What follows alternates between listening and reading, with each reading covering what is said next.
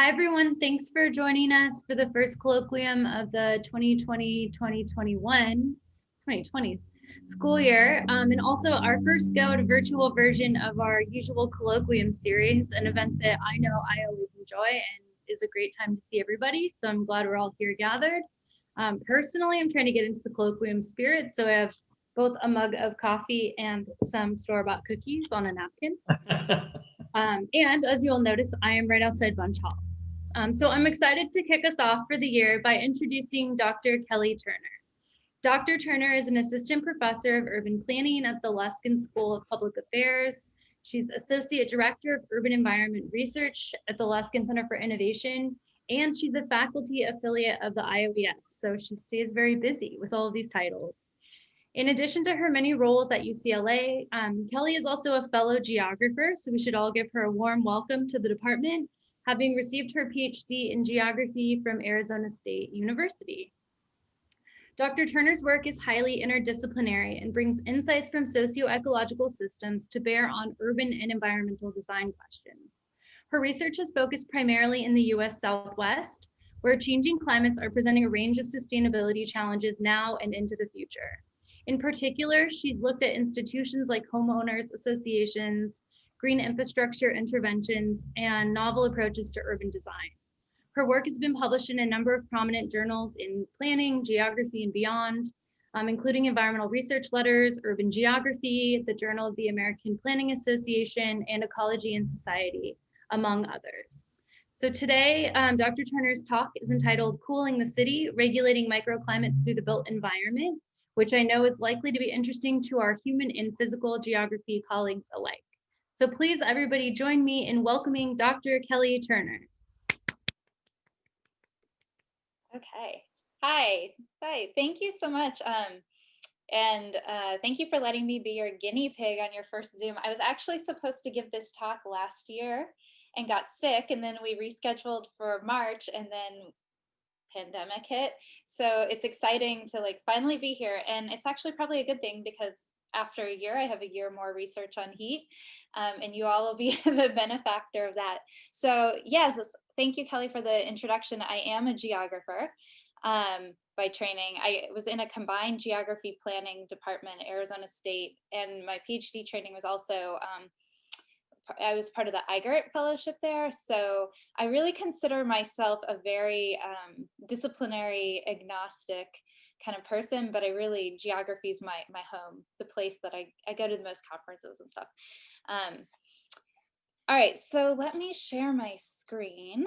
So today I'm going to talk to you about one of the streams of my research that I've been focusing on a lot since I've spent a lot of time both at Arizona State and Los Angeles in the Southwest, where heat is a primary issue of concern with regard to climate change and climate change adaptation. And I've always been really interested in how we can leverage urban design to mitigate these problems. And so today I'm going to talk about ways that we're trying to regulate outdoor microclimate through the built environment, which is a relatively well-trodden topic in geography. And I'm hoping to bring a little bit of a new angle here by thinking about this through the lens of somebody who's an urban planner and wants to actually sort of implement insights that folks like geographers have been working on for at least 30 years, 40 years. Okay, so for those who are less familiar, cities are hot and they are getting hotter. This is the big picture problem, right? So we know that cities are already hotter than their surrounding regions because of the urban heat island effect. And we also know that cities are getting hotter under climate change. And this is just, no matter how you cut it. So this is an image of heat wave frequency for the 50 largest US cities and heat wave season length. So those are all getting longer, more frequent, more severe, but also just general increases in the temperature, both daytime highs and nighttime lows. Yeah, I think this year, 2020, Phoenix has had more days over 100 degrees than not over 100 degrees. So extreme weather is becoming the norm in many cities. Okay, so I just want to start with a little bit of sort of this is a little bit of a controversy around extreme heat I encountered last year that took me a little bit by surprise, but just I'm not sure how the interactive feature of the slide will work since I can't see you all, but which is true. Okay, there's two, here we have two dueling headlines. They're both published a few months apart, and one is the Los Angeles Times saying that Los Angeles has this cool pavement pilot program. This is supposed to cool down the city, mitigate the urban heat island.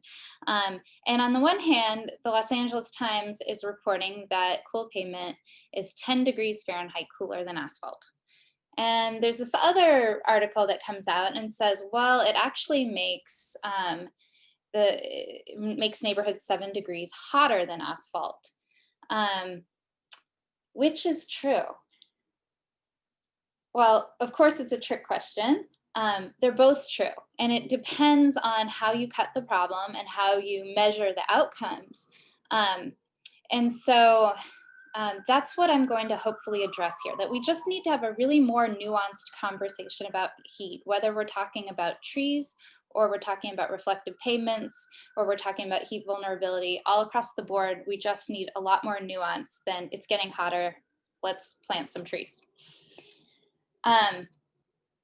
Okay, so today I'm going to talk about how we cool the city, and I'm framing this as avoiding panaceas, that there's no sort of one-shot prescription to cooling the city. And in order to get you there, to explain why I think we're headed towards sort of panacea type thinking about solving heat problems in the city, first I want to unpack what we mean. What kind of problem is urban heat?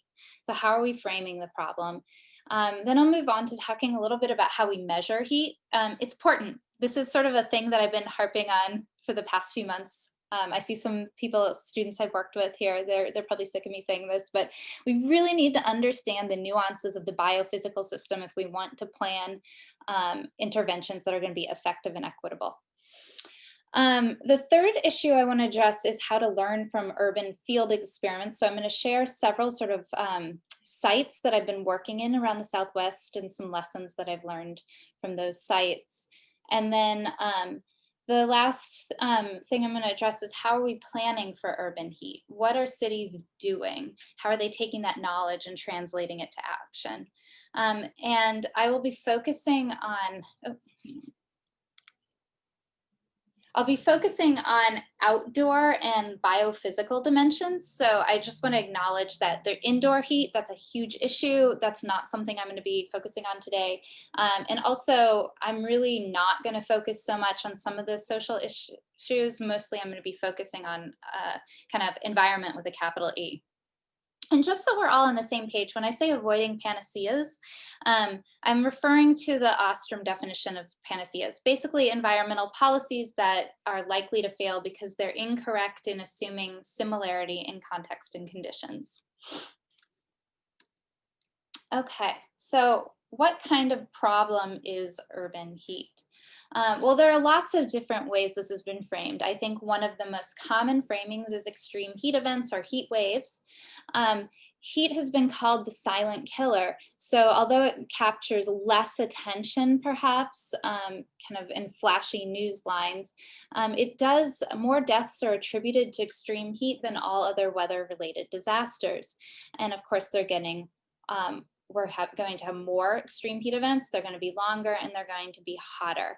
And so more mortality and morbidity associated with extreme heat is a huge issue that cities are going to need to address. And of course, extreme heat is bound up in climate change, and climate change will increase the number of extreme heat days, but it will be uneven. And so this is just looking at our region across California. This is actually some UCLA research, not my own. And it shows that, you know, throughout our region, we have a lot of different sort of projected increases in extreme heat. Some areas are going to be exposed more intensely than others. And this is an equity issue for a couple reasons. One, because we have to consider both exposure, but also vulnerability, sensitivity, adaptive capacity of different groups. But also because we have institutional legacies driving this. So this is, a lot of folks may have seen this. This is in New York Times graphic, but it's also through Vivek Shandis's group. Who produced these maps. And in a way, this is sort of something that we've known for a long time, that we have these legacies of segregation and housing and disinvestment and infrastructure, including green infrastructure in those communities. But this is a really salient, sort of palpable way of visualizing that you can map literally the places where redlining was given poor grades to the temperatures, and see that Black and Latino residents are more likely to live in areas with heat health risks than white people. Okay, and another way we frame the urban heat problem is through the urban heat island. And I mentioned this before. Okay, cities are hotter than their surrounding regions. This is an image of our region, and it's Trust for Public Land Heat Island Severity Index. And also you can see a map in the top right of temperature, but also vegetative cover, percent tree cover. And this is something that we know quite well, that cities are hot, and it has to do with human activity. It has to do foremost with the built environment, so removal of trees and replacing that with built materials. And it also has to do with anthropogenic heat and some other things, but foremost we focus on the built environment and land cover issues associated with making cities hotter. Okay, so I'm gonna just stop here with one thing. This is something unequivocally that we know to be true from 30 to 40 years of urban climate science focused on the urban heat island effect, that vegetation and high albedo materials are the most effective way to mitigate the regional urban heat island, period. Right. There's some issues related to nuances and causes and consequences and regional differences, but in general, I think this is a message that the urban climate science community has. This is something we consider settled. Right. Okay, but people don't experience the regional heat island. People experience heat in very micro situations. And so we have another way to characterize urban heat, and that's thermal comfort. And that's, in short, the human experience of heat. And that has to do with objective issues such as what is the air temperature, what is the humidity, how direct is the sunlight. It has to do with variable things like what are you wearing and what are you doing, and what is your underlying physiology. Are you a young person, an older person, a healthy, middle-aged person? And there are also subjective issues like sort of how you perceive your environment and what you perceive to be a comfortable temperature. So thermal comfort is this really nuanced and complicated metric, and it's hyperlocal. And sort of somewhere in between, we have this idea of local climate zones, which is trying to get at a more micro scale sort of experience of heat. And this is by Stewart and Oki, and the local climate zones classification takes into account how climate conditions are associated with particular built environment features. So both the composition of surface materials, what they're made of, but also the configuration in 2 dimensions, so spatial configuration, and also height, 3D vertical. And you just looking at this one study by my collaborator Ariana Medel is showing simulations of different yard cover types. So Mesic being grass, Oasis is a mix of grass and desert, and Xeric is desert, and looking at different sort of clusters, compact or diffuse clusters of buildings, and showing that that can have an influence on the temperature profile in a neighborhood. Okay, so in sum, heat is a multifaceted concept. On the left side here are the things that I just spoke about: climate change, extreme heat, urban heat island. And on the other side, there are all these myriad other ways that we can frame heat as a problem. It's an energy problem, it's a transportation problem, it's related to air quality, there's purely ecological issues related to rising temperatures and more. And so when we talk about heat and how rising temperatures in cities are a problem, I think we need to be a little bit more specific about what is it about heat that we're trying to talk about. And that's related to how we measure it. So we have to know what problem we're trying to articulate, what problem are we diagnosing, and then how we measure it matters. Okay, so I want to ask my environmental and physical scientist friends to bear with me here. This is my urban planner sort of 101 on heat measurement. So the primary ways that we measure heat today in an urban context are regional measurements that forefront the role of albedo.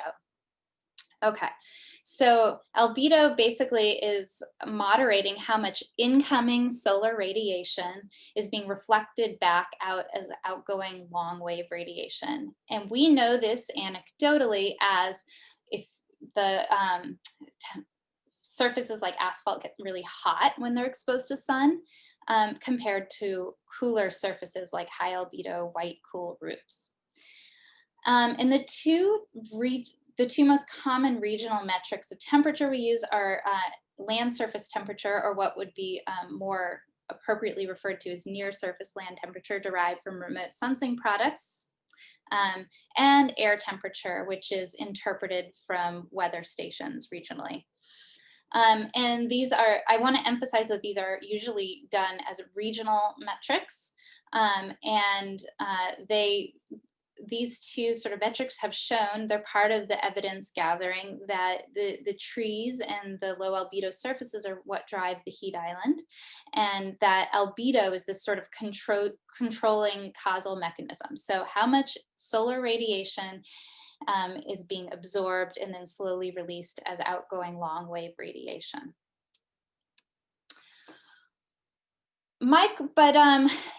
Another way to cut this problem is that you can prevent incoming solar radiation from being absorbed in the first place through shade. And this is something that even children know. If you are standing in direct sunlight, it is hot out here in the sun. And if you are standing in a shaded area, it is not hot here under the house in the shade. And we don't measure shade the same way. We can look at the surface temperature of shade, certainly, but a common way to look at local microclimate conditions is through something called mean radiant temperature. So that's the net thermal exchange between the human bodies and the objects that surround it. So it includes the surface temperature and the air temperature, but it also considers this incoming and outgoing radiation. And so shade reduces your exposure to the incoming shortwave radiation in the first place. Okay, another big sort of settled thing. Shade is the most effective way to improve outdoor thermal comfort at micro scales. So we have these two insights that we know about regional scale and sort of local scale climate regulation. But how good are we at translating that climate science into action?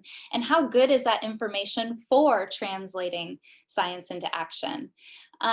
So on the left side here, this is actually a snippet that comes from a project webpage, the Department of Public Works website. And they show this regional model that was created by the Trust for Public Land. It's a decision support tool. And they've zoomed in on the area on the right, this big pink square.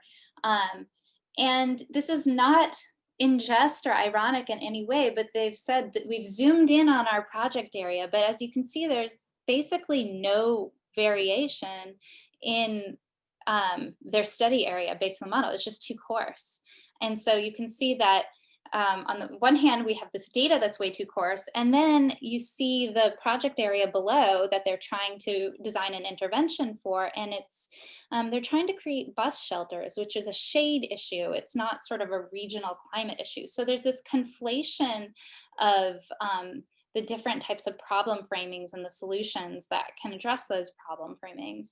That's illustrated again here on the right side. So on the top, this is an excerpt from the Greening Washington, D.C. Streets municipal planning document. They say, trees reduce the urban heat island effect by providing shade.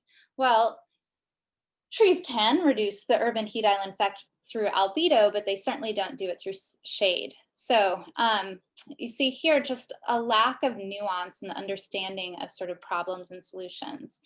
On the bottom right, we have a cool pavement project being completed by the Los Angeles Streets Department. So that's solar reflective paint material that you're looking at on a bike lane. Again, the solar reflective material, we know that it's a good way to regulate the urban heat island. We don't necessarily know that it's a good way to regulate thermal comfort. So there's sort of a conflating of problem and solution here.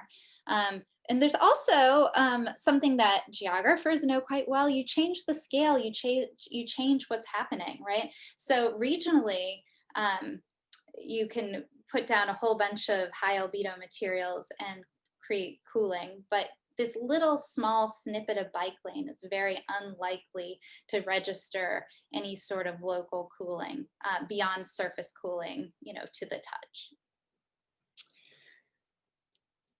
Okay, so there's clearly something going on here. We have some unequivocal knowledge, but maybe it's too general or not being received or packaged the right way for cities to kind of uptake that information.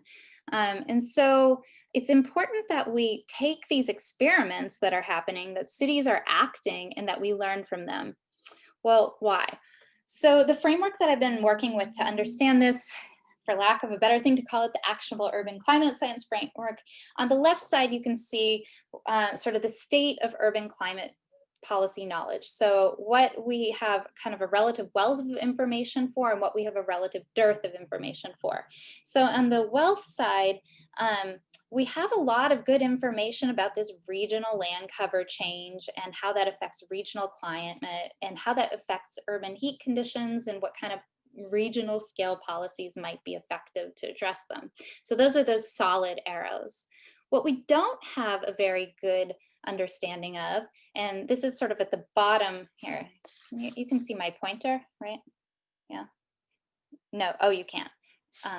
Well, that's all right. So in the bottom part, what we don't have a really good handle on is how micro scale design and microclimate are interacting to influence things like thermal comfort, and what kind of policies can we create to address those issues.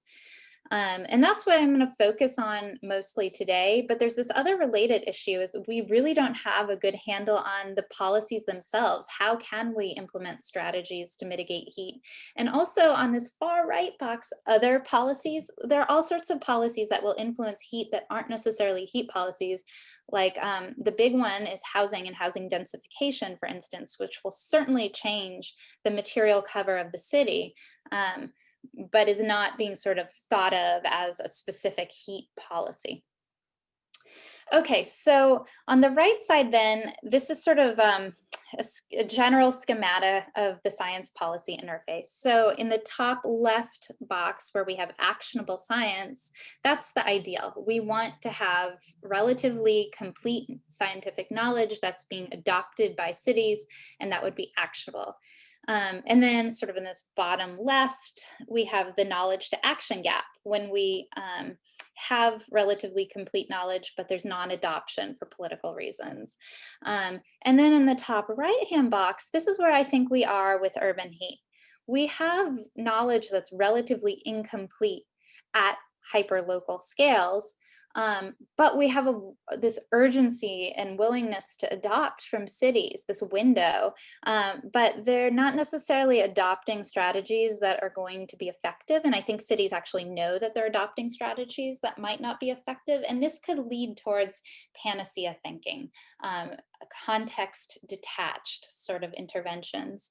And so a solution to that, we have a solution from sort of the science policy literature, is to do some sort of adaptive management, some sort of learning by doing.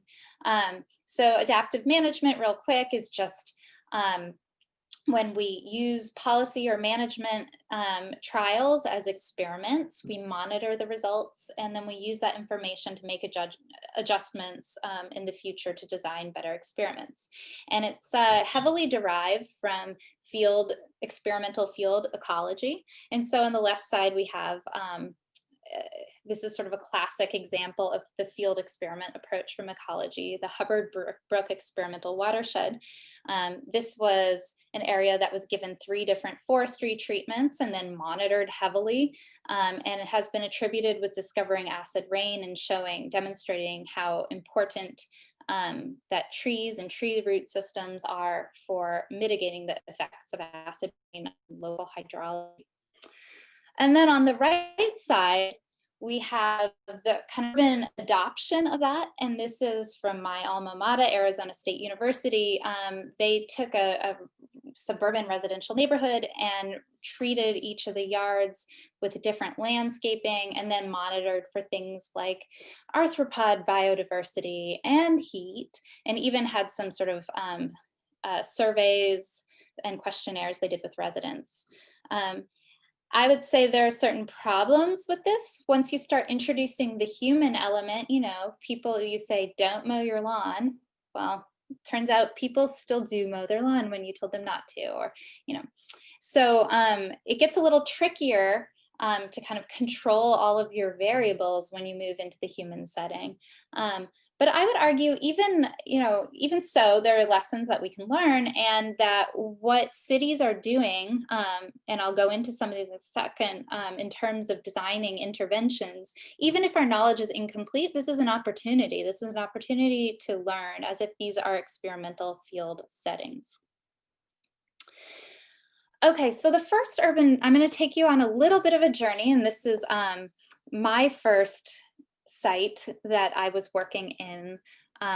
It's called Savano. It is a new urbanist, new town, so a green development in the Southwest.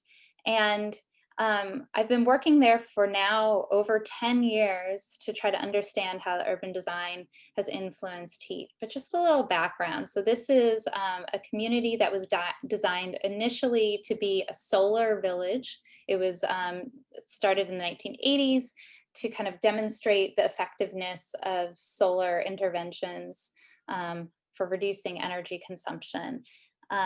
Through some public planning workshops, it became something bigger, and the new urbanists, famous new urbanist design firms, were called in to do a design charrette, and they created this kind of holistically designed community that was supposed to be, regionally embedded and have density and walkability and passive solar orientation and all sorts of design elements that were, best practices. It was built in 2 phases and went bankrupt halfway through. So after the first phase was developed, it went bankrupt and was sold to a national builder, Pulte Homes. This is important because Pulte decided, we care about energy efficiency and our values of the walls, but we don't care about new urbanist design. We're not going to do that. So what we have is sort of this green design, kind of all best practices adjacent to a place that doesn't do the urban form built environment stuff, only does the energy efficiency. And adjacent to that, just south, is a conventional subdivision that really did nothing to be anything other than a conventional subdivision. So it's a great natural experiment in the desert. And so here you can see the original plan of Savano on the left side. This is a very classic sort of kind of original new urbanist design, where you see this in the center, you see these 2 red buildings, and there's sort of this spoken wheel design, where the most dense areas of development with mixed use are supposed to be in the middle. And then you move out to the outskirts and you get more residential and less dense housing. And this is a classic new urbanist sort of prototype. And here, this is showing the dividing line between Savano. So the kind of Spanish style looking house in the close-up picture is a Savano house, and the one that's a little bit more conventional Mediterranean architecture style is in the second phase that was bought by Pulte Homes. And you can see you can see the kind of differences in urban design in this aerial photograph. Okay, so the first thing I did was just a basic remote sensing analysis looking at land surface temperature. And so you can see this design I was saying on the far left. Savano is at the top with Sierra Morado, which is the second phase in the comparison community. And what we found is that the neighborhood built environment lowered outdoor land surface temperature all seasons. This doesn't matter day or night. And in fact, the comparison community, the typical suburban sprawl community, was actually cooler than the second phase of development, which was supposed to be the energy efficient phase of development. And we can attribute that to albedo and to vegetation. So here you're looking at the relationship between temperature and albedo, and the relationship between temperature and vegetative cover. And all of the lowest temperature blocks, which are circles, were concentrated in that first phase of Savano. So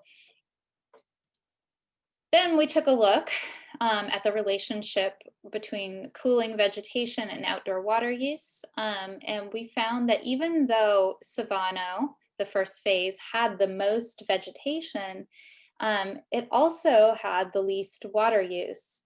And this is in part because of supplement with non-potable irrigation, but the second phase also had non-potable irrigation, and we didn't see the same level of decrease in non-potable water use. And it's also interesting to note that there was a decision made in Savano. All homes, front yards, backyards, have potable or non-potable water hookups, but in the second phase that was dropped, and they made this argument that it was really only appropriate for common areas. Okay, and so then we've gone back to Savano, and we've done some field work more recently to look at thermal comfort.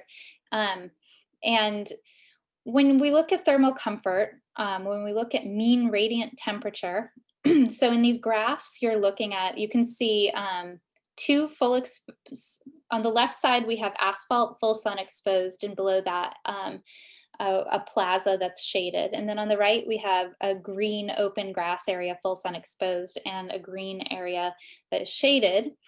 And it's all about the shades. So the yellow lines in the graphs represent shade. That's your incoming shortwave radiation. And those map quite closely onto especially mean radiant temperature, which is your red line that you're looking at. So this is a project at Figures. Thank you, John O'Con. You're one of your geography students for helping me out with this work. We're still working on this to interpret sort of what's happening, but it's borne out that these trends that we saw regionally, that vegetation and albedo are driving these larger scale sort of urban heat island land surface temperature differences, and that shade is driving the driving difference for the local temperature. I also just want to say this is meet Marty Cart. This is my collaborator Ariana Medell's invention. It's a mobile biometeorology device that is capable of taking all of these measurements. It's on a little cart. We drag him around, do transects around different neighborhoods to measure the heat. You can follow him on Twitter at ASU Marty Cart if you're interested. And he will feature again in this work. Okay, next urban design experiment. I'm just gonna check the time. Okay. So the next experiment, and this is just basically dragging and dropping the exact same method. And I'm not going to spend a lot of time on this because this is just started. This is a project that's been funded by the Strategic Growth Council. And what we're doing is looking at these transformative climate communities. There's several throughout Southern California, so Fresno, Ontario, Pacoima, Watts, and we're also working in Oasis, which is out near Palm Springs. And these are all disadvantaged communities as defined by Cal EPA. And they've all been given funding to do interventions that will improve things like air quality. Heat is not an explicit goal, but one of the things they're doing are tree planting and other cooling mitigation. So they are just now starting to install trees, install cool pavement, and do all sorts of things. So we've gone out and we've done some baseline analysis. You're just looking here at satellite imagery of Watts. And we've looked at the baseline conditions there, and not surprisingly, each one of these communities that we've started to work in, they have very low vegetative cover, and the air temperature is quite hot. These are September temperatures for Watts, Ontario, and Fresno that you're looking at, so they're hot, but they're not green. And this is the baseline conditions. And so what we're planning, this has been a stakeholder engaged process from the beginning. So on the left side, you're seeing some student volunteers. We go put a little temperature studies. This is the Watt Rising Youth Group. And then we were able to collect areas, and then we're working with our stakeholders to select sub-regions for modeling. And what we plan to do here is to simulate current conditions, future planned interventions, so what it will look like if they actually do everything they say they're going to do through the TCC contracts, and then also plausible future conditions that stakeholders would like to see happen in their community. How will that play out? But I really want to draw your attention here to that this is a modeling effort versus the Savano effort, which is more of a field data collection effort. So there's pros and cons to each approach, right? For modeling, we're able to, a lot of the stakeholders are really excited because we're able to model what conditions could look like, and they're hoping to be able to use that information. On the other hand, we don't actually know how things are going to pan out. Whereas Savannah, we have the kind of hindsight, we have the view of what has actually happened, what has actually played out. So a different kind of knowledge.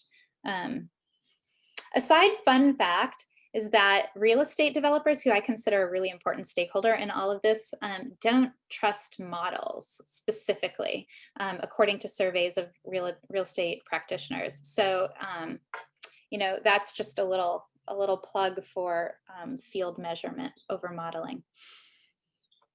Okay. Another urban design experiment that we've been working with the Los Angeles Streets Department, who's been doing this cool pavement pilot project.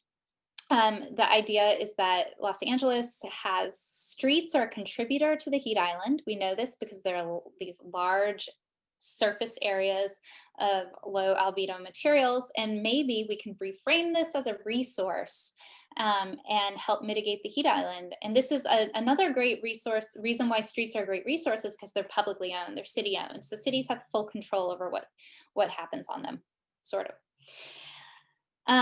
And so this is the Los Angeles Streets Department was showing kind of putting this out, and then they went out with these surface temperature guns. And so now that we're all experts in how to measure temperature, we know that, of course, the surface temperature is lower because we just painted these white with solar reflective materials, and they showed 10-degree difference right away between the asphalt and the cool surface. And then if you go and look through satellites on the right side, you can see one of the treated neighborhoods. You can see in those two little blue specks, you see where the cool pavements have been installed, right?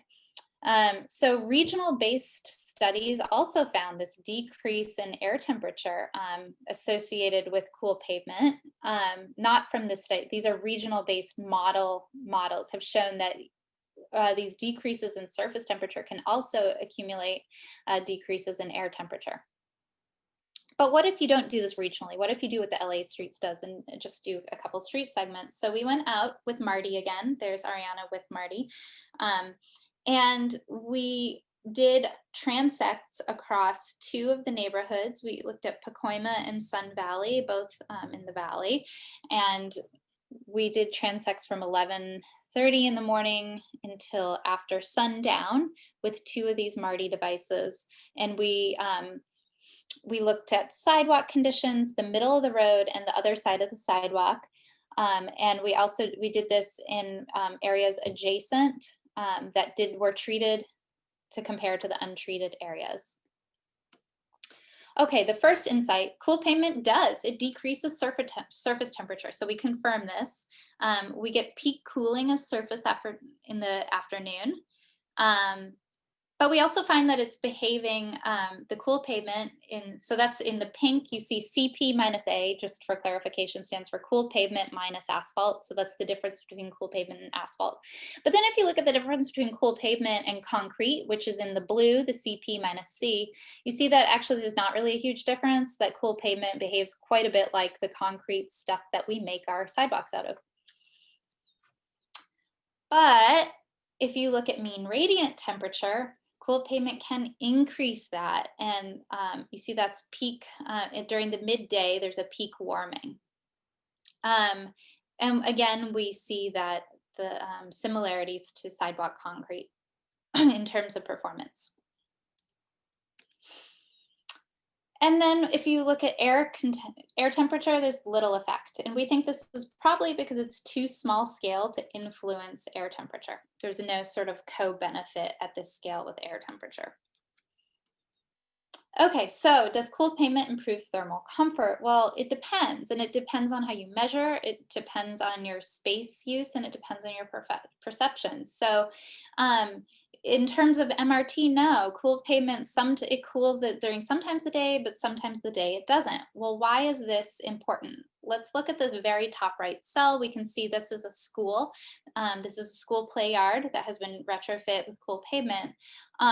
There's some important questions to ask. Is this really, do we want to send children out? The children are considered a vulnerable group to heat during the midday, when it's recess, midday, when we know that cool pavement actually increases temperature. Maybe this is not the best use of funds, even though the Los Angeles School District is doing this right now. It's a conversation to have. I'm not answering that outright, but it's something to think about. And then there's, what if you are a dog walker? This is a pet safety thing.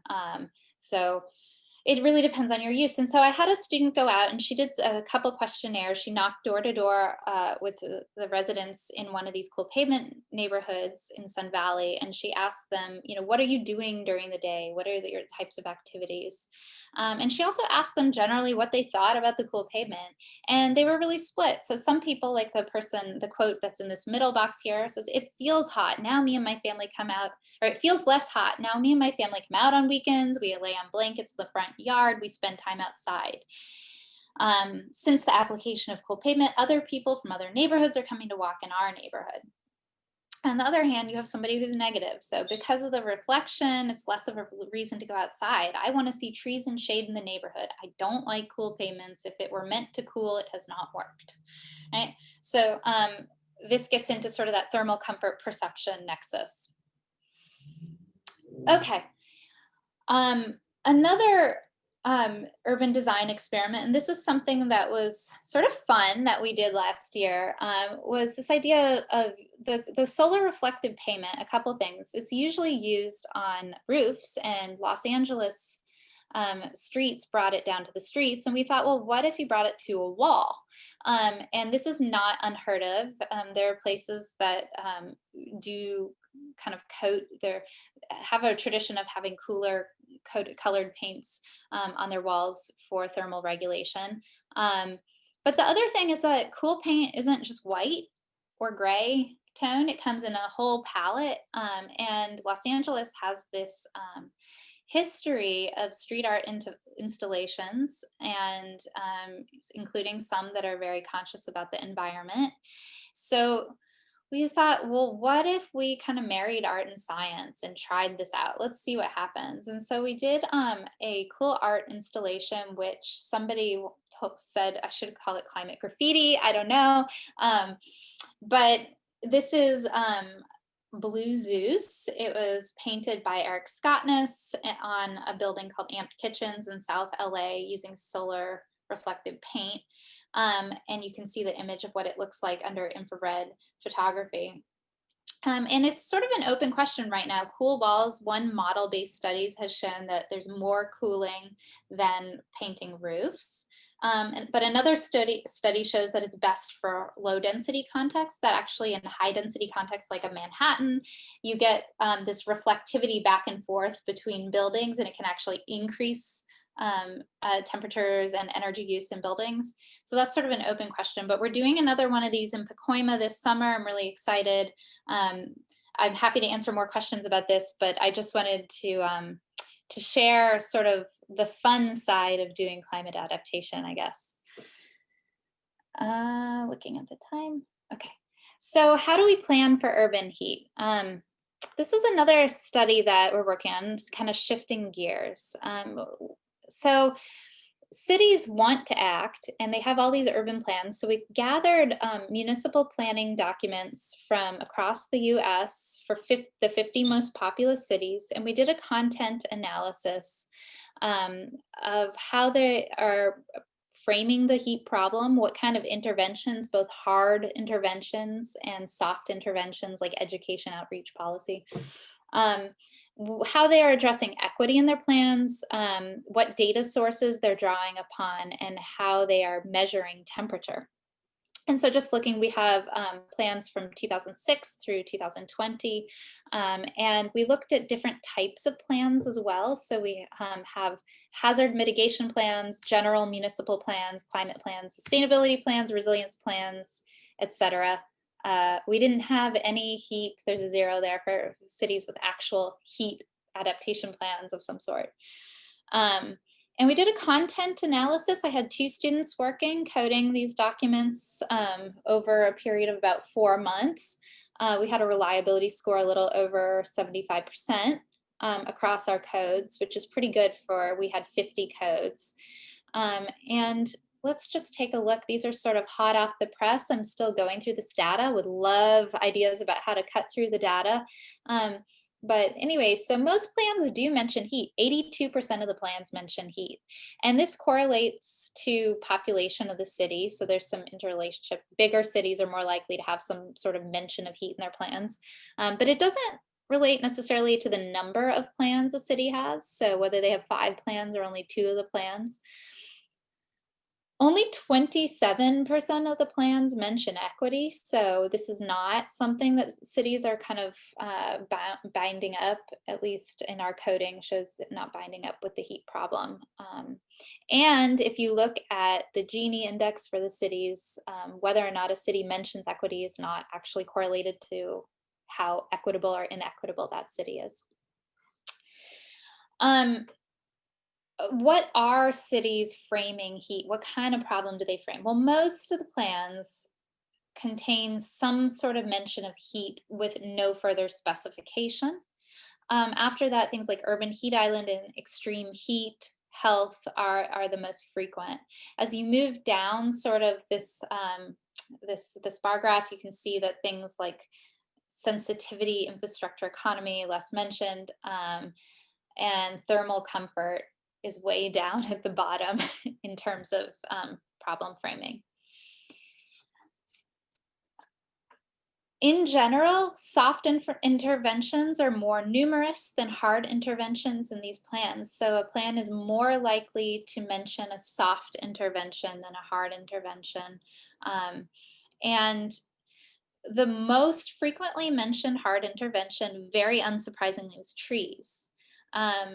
Of all the problem framings, urban heat island is the most likely to correlate with these hard interventions, and tree canopy is the most strongly related sort of, there's this couplet of tree canopy and urban heat island that occurs most frequently, more common than any other, more than tree canopy used for extreme heat or thermal comfort. In terms of soft interventions, establishing programs and planning is those were the most common interventions. And soft interventions, especially this planning code, most strongly correlate with health and extreme heat. So we have this sort of bifurcation that's starting to appear where we've got urban heat island and doing something about the built environment, especially with trees, and kind of this heat health plan for that. Soft intervention. Okay, So this is all of the cities in our study ranked by the total number of codes. And so these heat clauses are correlated to population size, as I mentioned before. But as you can see, these bigger cities like New York have more total coded sediments, and then it kind of goes down this sort of through to the smaller cities.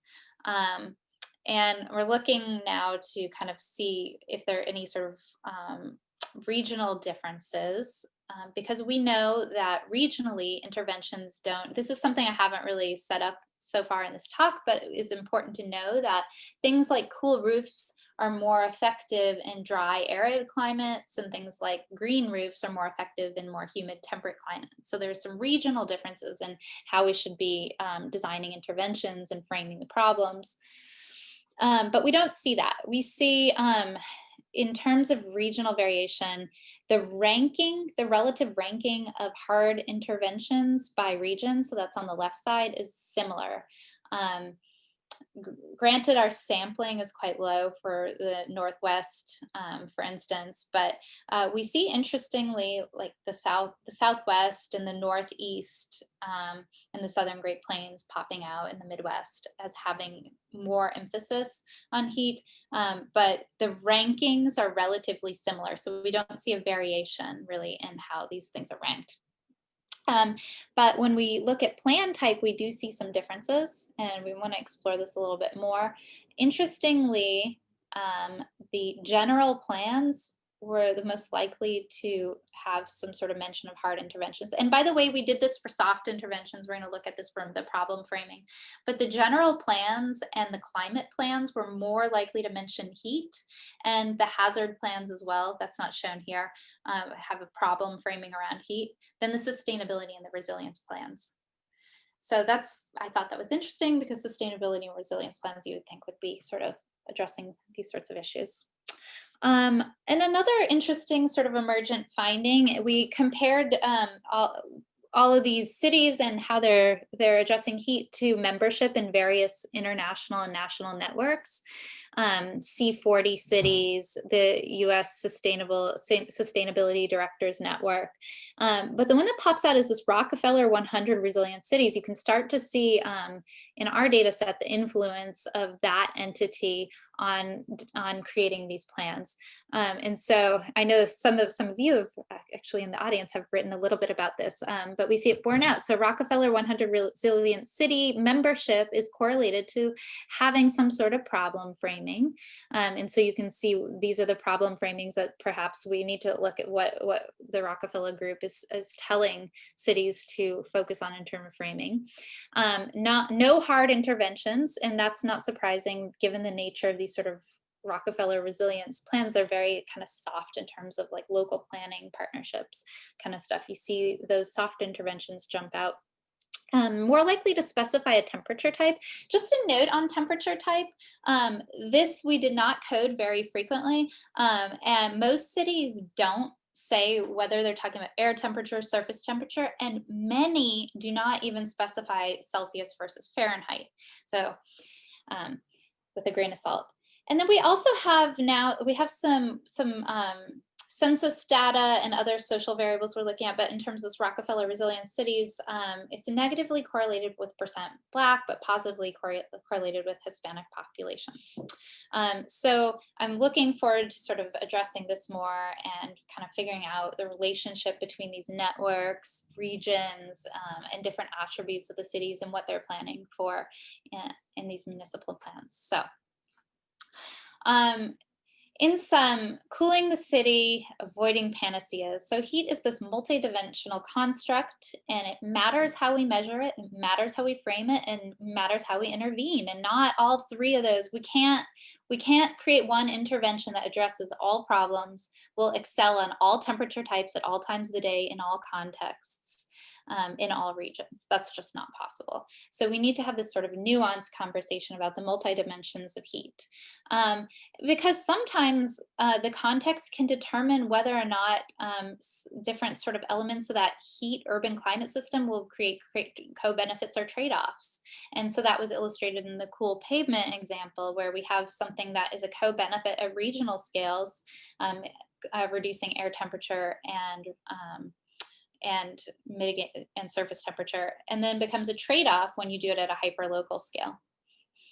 A third sort of nugget here is that we need to do more monitoring. Cities need local data. This is borne out. We just had a heat resilience conference last week, invited practitioners from all over the US to speak to us about what their science priorities are. And one of the #1 things that they said was that they need more local, hyper-local scale data because they simply don't have the information at the scale they need to make decisions.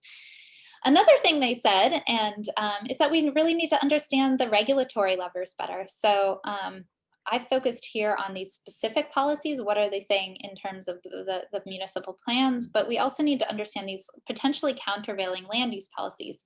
An anecdotal example, for instance, street widening that happens in a lot of neighborhoods automatically triggers street tree removal. We don't have a good sense of where this is happening, how many trees are being removed, and how many of those trees are there compared to how many trees are being planted through municipal planting programs.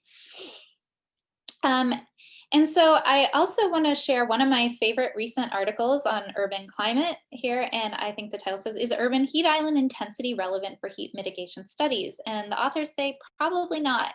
And I'm inclined to probably agree that heat island is just this very specific slice of the pie. And we have fantastic information about the urban heat island, but it's not necessarily working for cities to base their heat planning strategies around urban heat island mitigation. So with that, I'd like to say thank you to, this is just a chunk of all of my collaborators and funders and partners. And I would love to take questions now. Yeah, so thank you.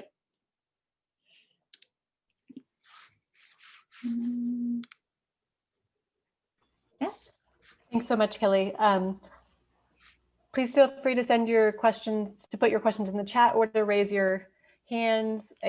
Apparently, I might be the only person who can see the hands in order, so maybe I'll call out who will ask the next question. But okay, so Stephen Bell first, and then Dennis.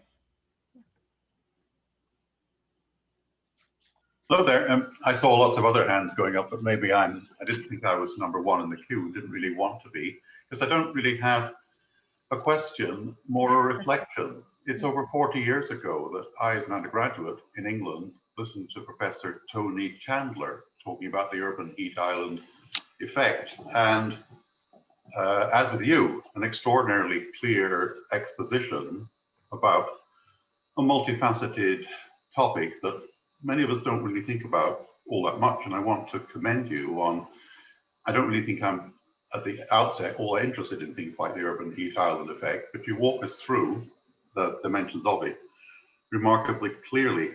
I'm very interested always in the practicalities of what it means to make changes in street design, which you talked about. But if our starting point is heat, that's one thing. If our starting point might be something like circulation of the human in the street and the role of pedestrians, I know people in London who made their careers out of controversial stuff like decluttering Kensington High Street, which sounds very straightforward, but it involved with threatened lawsuits and great controversy. Actually proving that something works is not very straightforwardly done. You're in the right place for this type of research, it seems to me. The Southwest is the ideal laboratory in North America for trying to put some of these ideas into place. But I very much commend you in sort of sticking to the idea that there is no vade-mecum, there's no one way into this. There are just so many different factors that planners need to consider. But I just want to congratulate you on your clarity in talking to us about this. Well, thank you. And you know, the Southwest is an ideal place to do this, but I have to say, some of the worst heat burdens or worst heat effects are felt in the northern regions.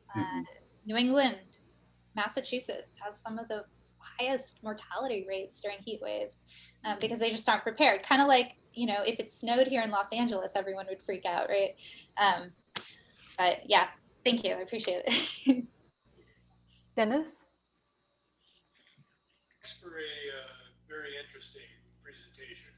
You know, I poked around in this area just trying to figure out some basics a few years ago and didn't really went anywhere with it. I had a few conversations with Jordan Weiss, who I'm sure you know, or at least aware of his work over at USC. He's looked at some of this, including regional scale. And the one thing I do remember is your comment on relatively modest changes in the regional temperatures from implementations of some of the cool pavement stuff and so on. I think it's consistent with what you got out of modeling. But the one thing that did strike me in looking at this, and still does, and even from your presentation, you mentioned vegetation, of course, but you didn't mention water.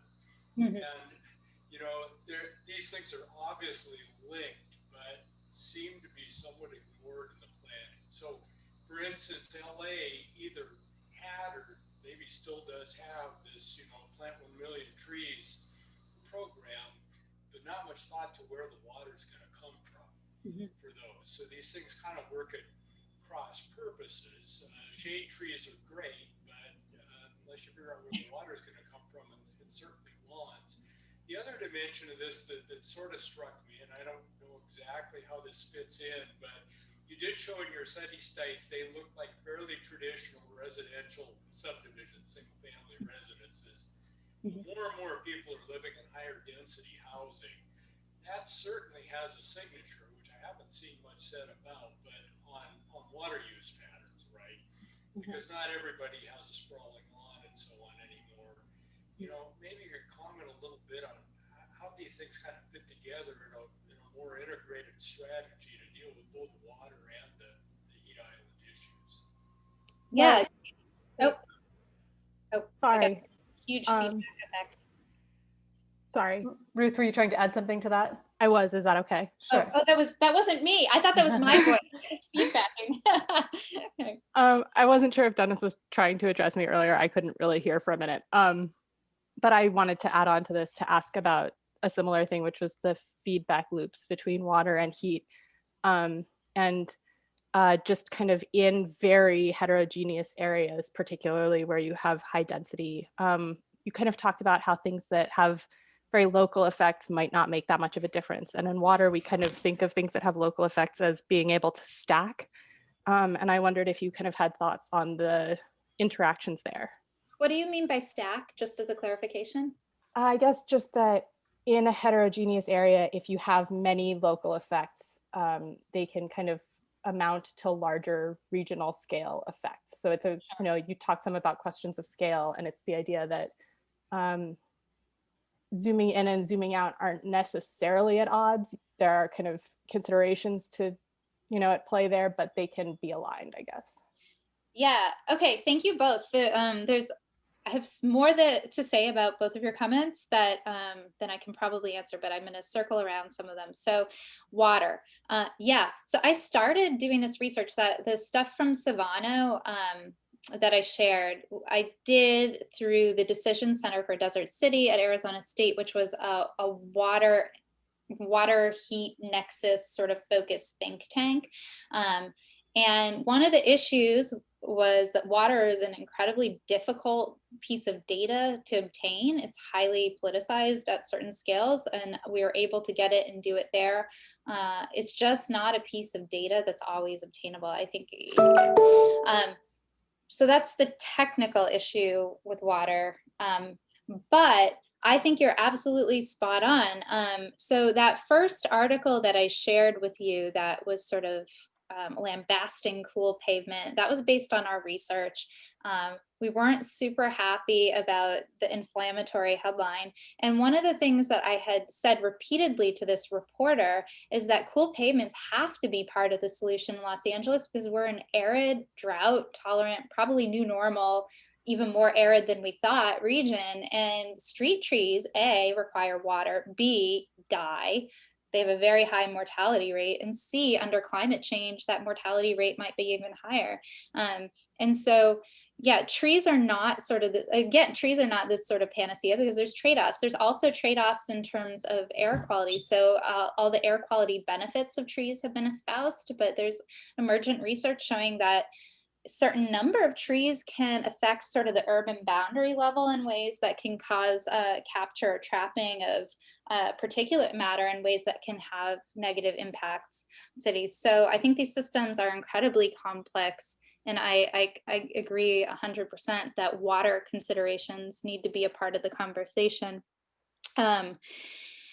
I also want the stacking, yes, connectivity, regional connectivity. This is sort of, I guess it may be perhaps I was a little unfair to say, oh, that bicycle lane by itself can never reduce the urban heat island. But if all the bicycle lanes in Los Angeles had cool pavement, I don't know, maybe.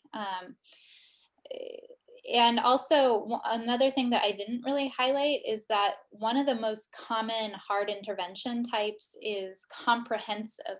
And these are cities just saying, look, we need to look at every site independently and do our best with heat mitigation, with stormwater capture, whatever it is, which suggests to me that cities are thinking already kind of holistically about how they're planning for environmental adaptations. And then that gets to my last comment where you're talking about urban density versus these sort of conventional residential subdivisions. I love subdivisions, not for living as an object of study. This is something I'm super interested in, and I tend to focus on. Yards I find fascinating for, you know, all the cultural and ecological reasons that they exist and what they do. But I think there's a alarming trend right now where we want to, you know, first we want to have climate adapted xeriscape landscaping. So we have cash for grass and turf replace programs. And then we want to do stormwater management. So we have Measure W and various programs coming out to do flood management, stormwater. And now we have this horrible wildfire problem, and we want to have defensible space action. And it's not clear to me that even in the subdivisions where you have all this land area that you can do all of those things with one landscaping. And it's not clear to me that having these one-shot siloed off policies is the appropriate way to get homeowners to manage whole neighborhoods in ways that will have the most environmental impact. But in the dense regions, I do think that we're going to have to think a lot more about indoor-outdoor interactions as people start living in dense areas. And I think also we have to think about non-tree shade and passive cooling a lot more. In fact, those local climate zone studies are showing that vertical space and creating sort of those sort of wind tunnels can be a cooling sort of strategy in places like, you know, maybe you don't want wind tunnels when you're in Chicago, even though you have a lot of them. Right. Thank you. Sandra had a question. Sandra, you're muted.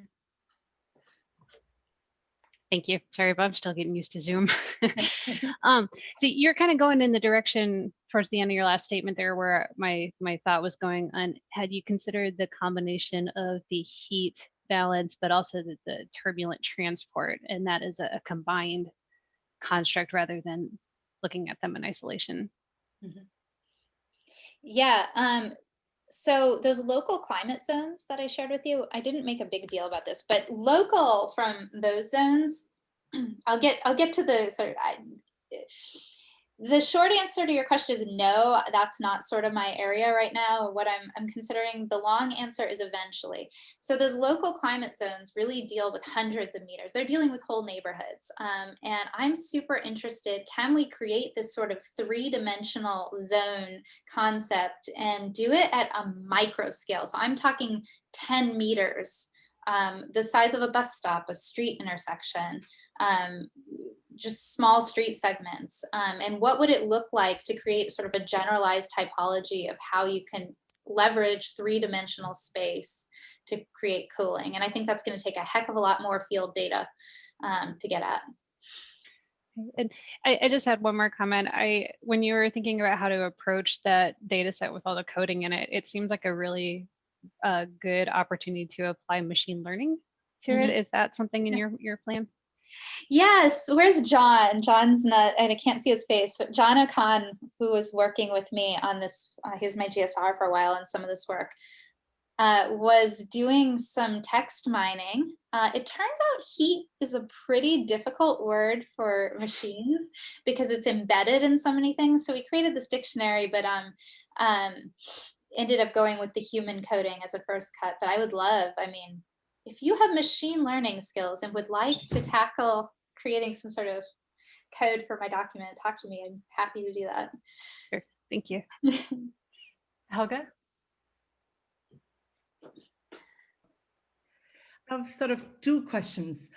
First of all, thank you very much for really educating me about all these sort of micro adaptation strategies. It was really interesting. I'm not familiar with it, but I was wondering whether you were when we were talking, what's about actually also perhaps exploring what people in different contexts, ordinary people, communities actually have been doing in terms of micro adaptations. In other words, not presume that perhaps just as scientists and planners, we actually sort of know all possibilities, what you can do, but also explore what has been done also historically, what people have been doing.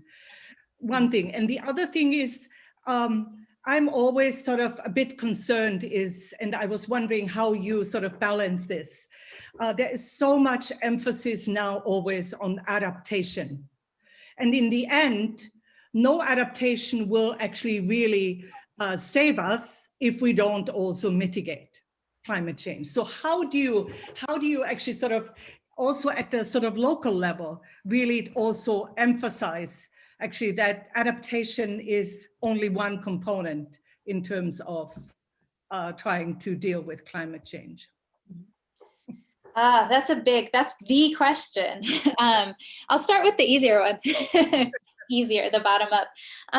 You know, to me, the top down and the bottom up are never as sort of oppositional as they seem. So in that first example, Savano, which couldn't get more top down, it seems, right? It's called Savano. Even though this is a private development, Savano is the named after the period, the Native American tribes that live there. It's named after the period in which, ironically, actually started to be the decline of the Hohokam civilization. So, you know, there's all the jokes about how it went bankrupt and the civilization declined. But they very much were looking to those sort of the old stories about passive cooling from history, the late lessons from early history. And I think that also that's still important in urban planning. You see all these natural adaptations. If you just walk around LA, you see people naturally adapting to the fact that it's hot. You know, whether it's clustering under like what little shade is nearby to putting up like awnings on their own right, around businesses. The project that I'm doing, the Transformative Climate Communities project that's just getting underway, one of the pieces is out in Oasis. Oasis is a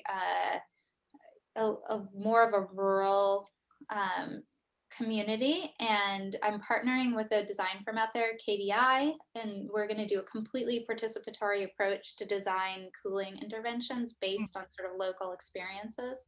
I'm really excited for that. It'll be interesting to try to do a participatory planning a project with social distancing.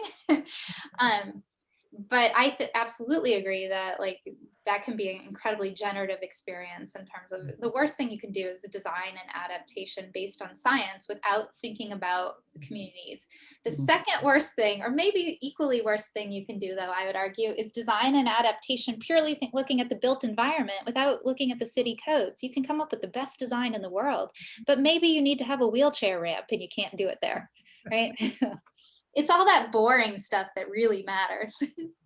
Oh, the big question, adaptation versus mitigation. I'm not in the mitigation field. I'm going to like gracefully bow out of that one. But yes, it's super important. Any other questions from the audience for Kelly? If I'm missing you in some way, like you're waving your arm and I can't see you, feel free to unmute.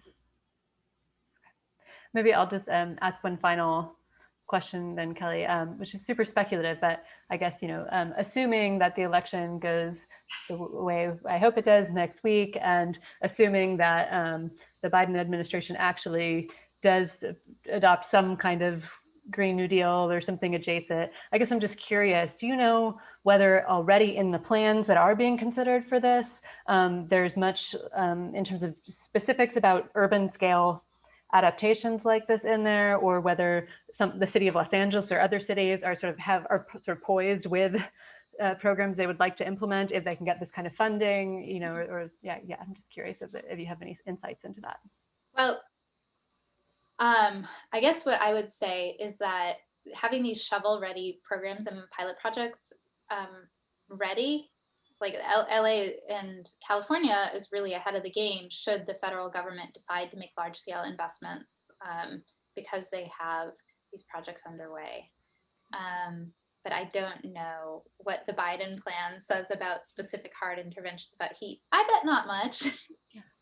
Honestly, this is something, I guess this is an important point. Right now, heat is really framed as a co-benefit. Usually when we encounter it in these municipal plans, what we're seeing is we need to green in order to capture stormwater runoff, a whole bunch of stuff about flooding, and we can mitigate the heat island, right? So that's really what we see in these plans, is this sort of trees will save the world thinking of, and a lot of nuance. And that's just heat, but heat is very, very frequently kind of an afterthought. Thanks. Any last comments or questions? Can I make a comment real quick?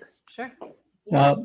Really interesting stuff, Kelly. I worked a little bit about urban water sources and how they can serve as habitats for mosquitoes in urban Los Angeles. So thinking about heat waves, an increase in temperature is actually suitable for the habitats for mosquitoes to thrive on. And as a counter to that, when there are heat waves, people are most likely to be outside because a lot of them don't have AC at their homes. So they're most likely to be bitten by mosquitoes. So our research has shown that these heat waves in the future are going to not only create suitable habitats for mosquitoes, but also expose the vulnerable population who don't have access to air conditioning in their homes. I think that's a great point. I think heat is a controlling or limiting factor on so many other ecological systems. That's a really, I'm glad you brought that up, because that's not one that I've been thinking about much, but certainly people talk about that with respect to air quality. And I guess another thing I'd like to I'll share a fun anecdote to close. So we don't require in Los Angeles that landlords provide air conditioning, since you brought, right? And this gets at this mitigation adaptation. It's kind of thorny, but this was true in Phoenix too. And so, I have one of these old apartments, and I had a really old air conditioning unit that, it was old enough that it had wood paneling. So if you can imagine it, it's probably circa 1980, and it wasn't really working. And so I was talking to a graduate student from Arizona State who said, oh, well, I took my heat sensors from my lab to my apartment, and I told my landlord that I was monitoring the temperature in my apartment, and it was inhumane conditions. So I tried it. They wouldn't replace, my landlord wouldn't replace my air conditioning, but I brought my heat sensors home, and I have a small child, and I got sort of the American Pediatric Society data up, right? And I said, okay, I wrote a letter, said, I'm monitoring the heat. It's reaching temperatures that are, incongruent with habitable conditions according to these societies. And sure enough, yes, they will replace my air conditioning for me. Now, obviously, I'm an incredibly privileged state to be able to do that, not only to have sort of the wherewithal, the resources, but if anyone would like to borrow my heat sensors to try to get an AC unit, we're not the Mediterranean climate where we can just open our window year round and be okay in California anymore. And that's a reality we're going to have to confront. Thank you. Thanks so much, Kelly. Thanks for a really fantastic talk, and thanks everyone for being here.